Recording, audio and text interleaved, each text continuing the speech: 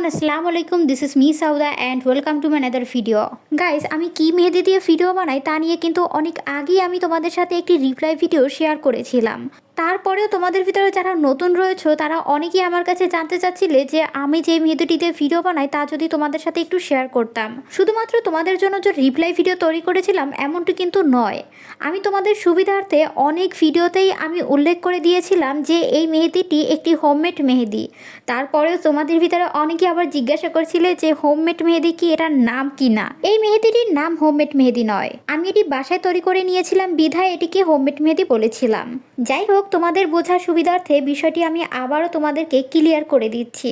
তা হচ্ছে এখানে শুধুমাত্র আমি নেহা মেহেদির টিউবটি ব্যবহার করেছি, আর বাকি রইল মেহেদির কথা। তা হচ্ছে আমি মেহেদিটি বাসায় তৈরি করে নিয়েছিলাম। ভিডিওটি যদি বিন্দু পরিমাণে ভালো লেগে থাকে তাহলে লাইক, কমেন্ট এবং ভিডিওটি শেয়ার করতে ভুলবে না। ধন্যবাদ।